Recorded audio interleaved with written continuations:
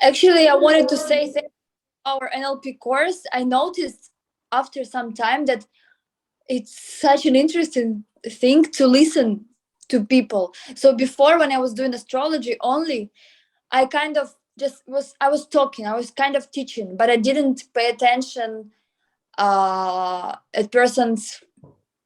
I didn't listen much, but it's so interesting to listen. And when you ask proper questions, it comes so easy to build this rapport and to give him or her results. So it's a great course. Hi, Adrian here, NLP trainer and coach.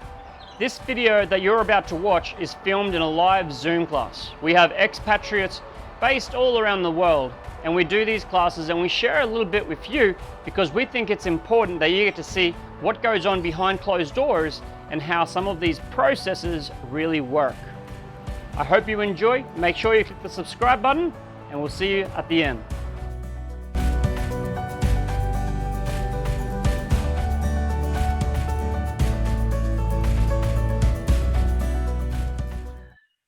It is very important for building rapport. Rapport, the definition of rapport is that we are entering into the client state. We are building a good relationship and we are working together. We are going with ease. So that means if we are in good rapport, then we can do a good session. I think building rapport is something very important part in NLP in order to can continue work with the client or with other person.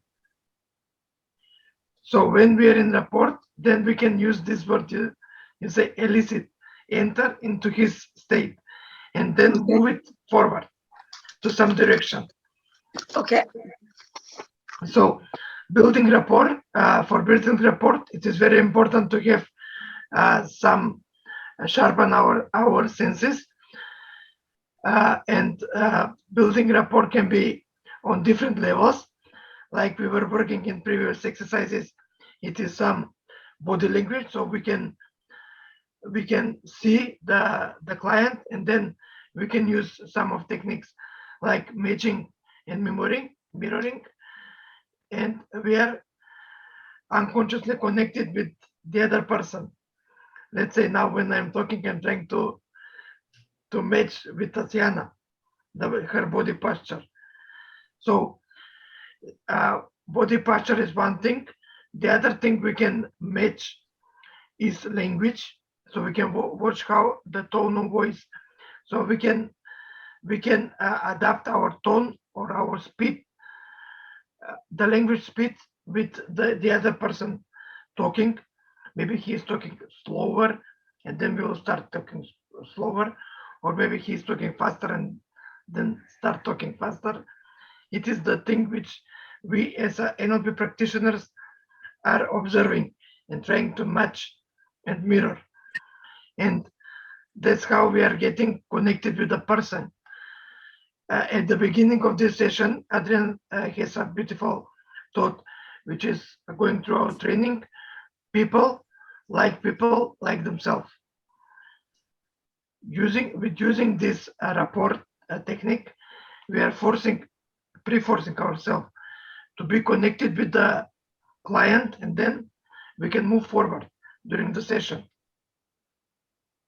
So it's good to kind of like repeat their movements or move in the same way. Yes. To match his movement.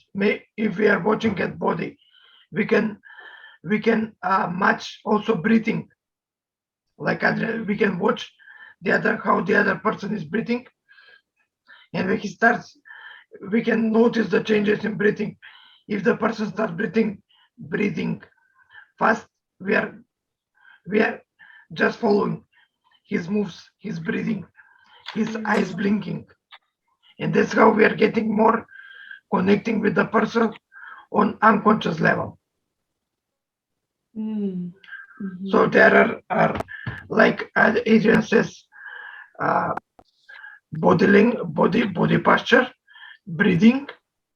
We can match or mirror. Then we can voice. We can also use watching on the eyes and that's how we are getting connected. And this connection with the client, we are calling report and rapport. And in NLP, we are using a lot of this technique to be connected with the people. Okay. We need to exercise on this. Yeah, people that are like them. So when we observe their visual, the way they're breathing, their facial, their micro expressions, we just use it to like, dislike. But a lot of this stuff we can use to get in rapport with them. So as soon as we meet them, how do they stand? How do they breathe? How do they look? Are their legs crossed? Are their legs open? Are they open? Are they closed? People like people that are like them. So the more we are like them, the easier it'll be for them to let us into their world and like us. And we want to get into rapport with them because people like people that are like them. And they're going to be more open to suggestions with rapport. Sometimes a client have the feeling that he's first time listened in the world when he comes to talk with coaching. It is that much the people are preoccupied with their thinking, so that we are not listening each other too much. And when client will come talking with coach, he feels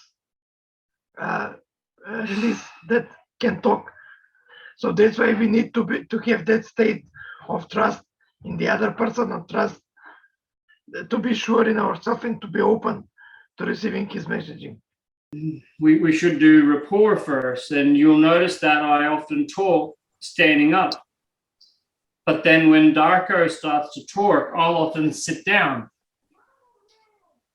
Why am I doing that? Imaging his behavior. You're mirroring his behavior, his body posture. Well, partly, but I'm also partly doing it because now I'm like you guys. Now I'm also sitting and listening to him. Okay. Now, people like people that are like them. So, if there's 50 people there and there's 3 screens and the 3 screens happen to be 3 other motivate people, and the 3 of us are all leaning in and the 3 of us are all leaning back, everybody watching is going to see us and they're going to copy, they're going to want to be in sync with us. Okay, so people like people that are like them, and there are a small bunch of people that don't, but they're pretty small. The majority of people like people that are like them.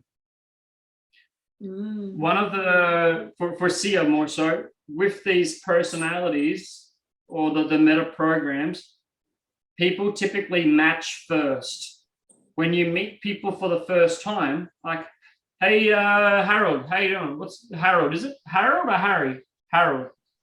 Harold, yeah. Okay. Where are you from, Harold? Harold, where are you from? I'm from Austria. Austria, I love Austria. I'm from Australia. We've got kangaroos. Yeah, we have some, but only in the zoo. Yeah. Austria and Australia, we have a lot in common, don't we? Right, yeah, we have. We make rapport first. We find things in common first, don't you? So we match first. We find things we have in common first. And then later on, we might mismatch. We might find the differences. But at first, we want to match. So you're from Austria, I'm from Australia. People always get us confused. Yeah, they do, don't they? They even got shirts in Austria. There's no kangaroos in Austria. And sometimes I remember telling people I'm from Australia and they'll be like, hallo, wie geht's dir? Then we both laugh. So it's really nice to get in rapport, and we do it through matching. Matching, having similar breathing rate, perhaps similar blinking rate. Now, things like matching the blinking rate are going to be really below the radar. Now, if Harold crosses his arms and I cross my arms, it's going to be really obvious. And if you're in a group meeting, and you're like negotiating for $100 million US deal, then you might not want it to be obvious that you're matching them. You might want it to be less obvious. So instead of crossing your arms, you might just, when they cross their arms, you might just move your arms a little bit. So instead of going like that, you might just go like that. And then later on, you might go like that to uncross.